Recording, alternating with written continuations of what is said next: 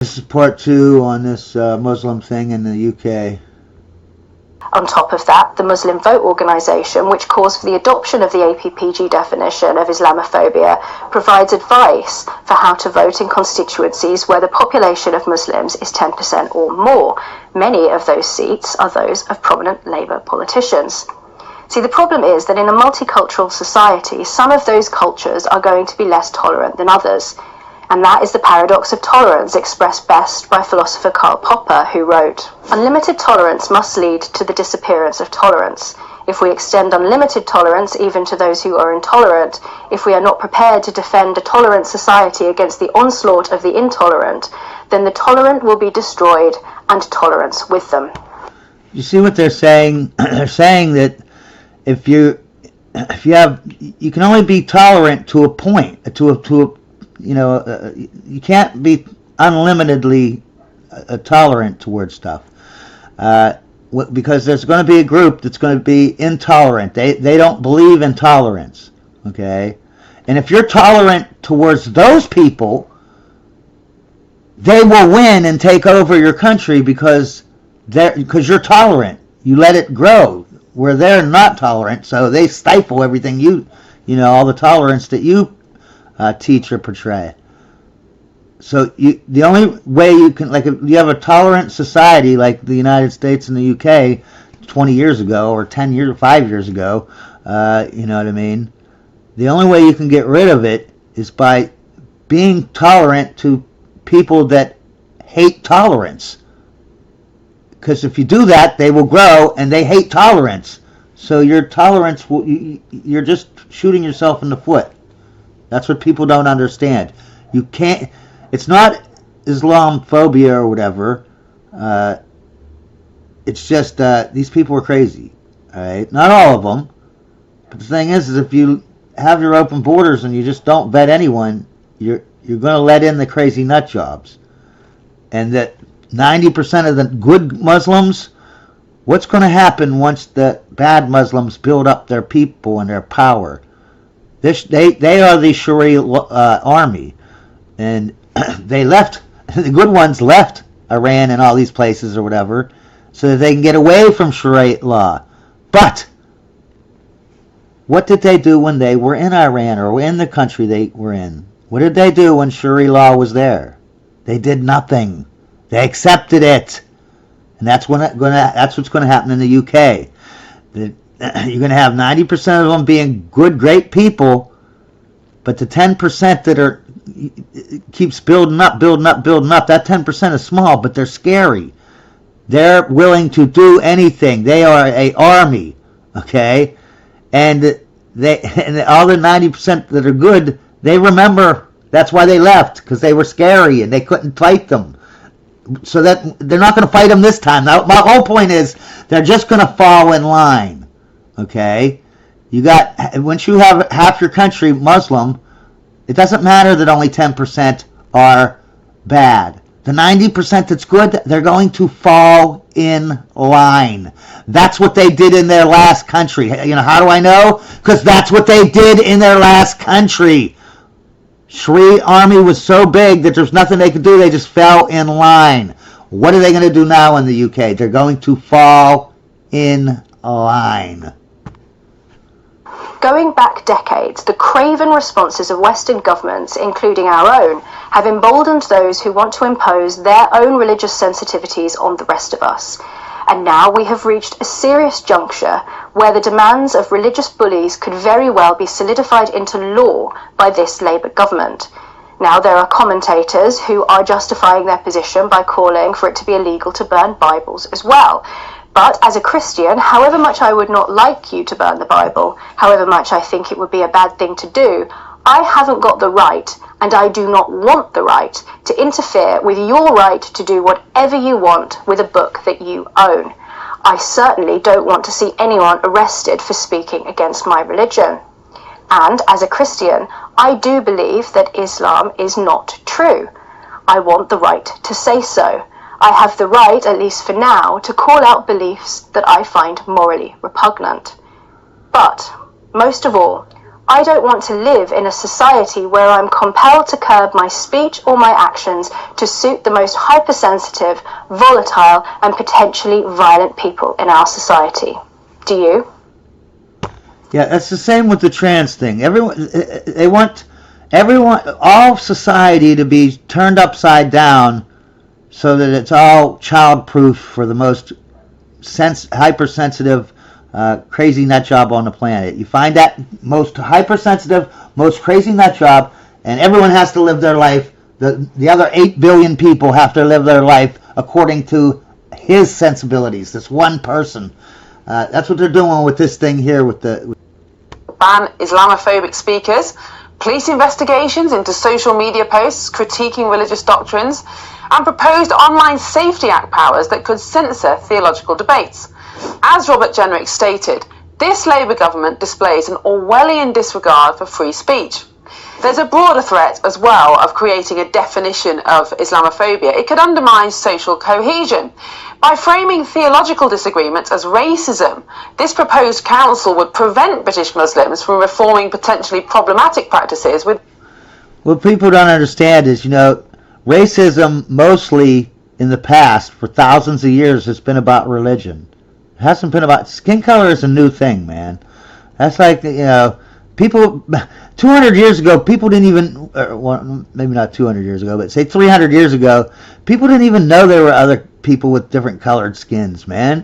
You lived in a farm and maybe had 5 other farms that are close to you that you've seen. You only saw like 50 people in your entire life, probably. You didn't even know that there were people with different skin colors. This is a new thing, all right? And they want to bring back racism, all right? And these people refuse to be racist. Oh, but they're gonna be racist now against the religion. They're gonna force. That's why they brought these people in. They want racism back, and they're gonna do anything to do it, to get it back. Within their own communities. It could stifle ex-Muslims' freedom to critique their former faith. It would hamper counter-extremism programs by labelling them Islamophobic. There's also a parallel here with anti-Semitism. Rayner's simultaneous proposal for an anti-Semitism council rings hollow, given Labour's well-publicised failure to adopt the full IHRA anti-Semitism definition until 2020. And of course, there does seem to be continued tolerance of anti-Israel activists within the Labour ranks. This suggests that weaponisation of phobia councils for political control rather than genuine protection. Britain doesn't need state-appointed thought police policing theological debates. Instead, we need robust laws against incitement to violence. We already are adequately covered by existing legislation. We need intellectual freedom to critique all belief systems equally. And we need to reject the identity politics that are balkanising British society. This council isn't about combating hate, it's about normalising censorship. Now, I urge viewers to contact their own MPs demanding that Parliament block this authoritarian power grab before our fundamental freedoms are irreparably eroded. Of course, the importance of this issue has been highlighted this week by a man who was arrested after appearing to burn a Quran in central Manchester. The man, aged 47, was arrested on suspicion of a racially aggregated public order offence following an incident near the city's Glade of Light Memorial, a Greater Manchester police spokesman told GB News. The 47-year-old has pleaded guilty to the incident, which happened next to the memorial, which commemorates victims of the 2017 Manchester Arena terrorist attack. The burning was live-streamed on social media just days after Salwa Mamika, a Swedish anti-Islam activist who burned the Quran in 2023, was shot dead in an apartment near Sweden's capital, Stockholm, on January the 29th. Now, in response to that incident, the Greater Manchester's Assistant Chief Constable Stephanie Parker said, "We understand the deep concern this will cause within some of our diverse communities and are aware of a live video circulating. We made a swift arrest at the time and recognise the right people have for freedom of expression. But when this crosses into intimidation to cause harm or distress, we always look to take action when it's reported to us." While the Greater Manchester Police statement read, "At around 2:45 p.m. today," that was Saturday, February the 1st, "we arrested a 47-year-old man on suspicion of a racially aggravated public order offence following an incident in the city centre at the Glade of Light Memorial. The man has now pleaded..." Keep in mind, all he did was burn a book. He wasn't like telling people to go out and kill Muslims or anything like that. All he did was burn a Muslim book. That's all he did. Pleaded guilty and been sentenced. There are some real concerns over what any move towards a potential definition of Islamophobia could do to a liberal society. Absolutely. I don't think Islamophobia is actually the correct term. The correct term would be anti-Muslim prejudice. Islamophobia is a catch-all thing. Not all Muslims are, it's not a racist thing. You have black Muslims, you have white Muslims, you have brown Muslims, whatever you have. And this idea of Islamophobia is just a catch-all phrase to prevent a real free speech. I, as a Muslim, encourage and welcome criticisms and dialogue honestly about my faith. It's like the same way with transphobia. These words are meaningless, okay? Transphobia, homophobia, Islamophobia, you're racist, you're Nazi. Yeah, all these words are meaningless at this point, okay? All they mean is you disagree with me. That's all they mean.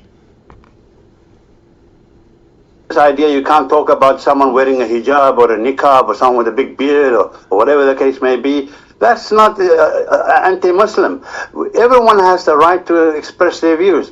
We live in a society that lauds free speech and thinks it is our historic rights from Magna Carta onwards to have this idea of free expression, and we don't need in the 21st century to novel this, to restrict it, and to make it more difficult for people to have honest dialogue. In fact, when we don't have frank discussions, we have antipathy, hostility, and resentment building up. And in fact, we need a pressure valve, a release valve, where people can discuss these things openly without being called a racist. This guy right here, he's a Muslim, okay?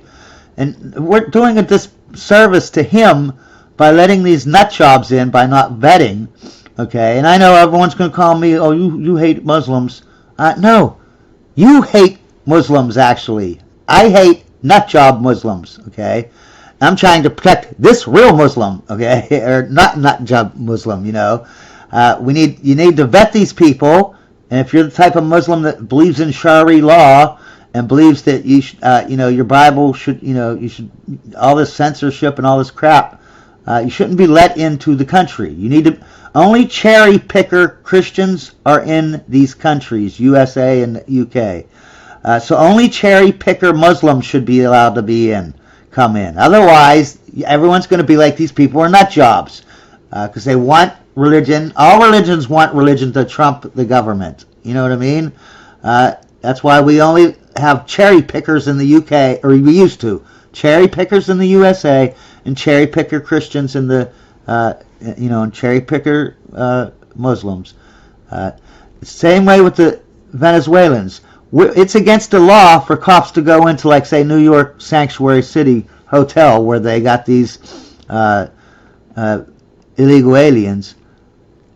But since we didn't vet any of them, obviously the cartel is inside those buildings. What are they doing? What is the cartel doing to these poor, innocent, illegal aliens that are the good ones coming up? See, no one cares because they're too busy calling me a racist. You know what I mean? Instead of looking at the facts and actually really caring, instead of just, gaslighting or whatever you call it. To come up They with will this. never have people like me. Because firstly, I'm not a Labour man, and I don't care about that so much. I care about. If you're from the U.S., the Labour, every time they say the Labour Party or the Labour whatever, they're talking about the nutjob Muslims. Okay, just so you know. Muslims and being British, and I think it's important that we have people, as your previous speaker said, people who are willing to rock the boat. Now, Rayner and company, they will have their disciples and their devotees on this council, despite what your previous speaker said. They will have their disciples and their devotees. And I think, we need honest, fearless people out there, and Muslims especially, people like myself, but others as well, who can say honestly and openly, listen, yes, there is anti-Muslim prejudice, there is anti-Muslim feeling in this country, and we need to firstly discover the roots. I mean, for example, who does most of the so-called violent terrorism in this country? It's not Sikhs, it's not Jews, it's not Hindus, it's Muslims. And we need to call a spade a spade. Now, what's your view? Should criticism of Islamic doctrines be treated as racism? Please share your thoughts below, and if you value free speech over political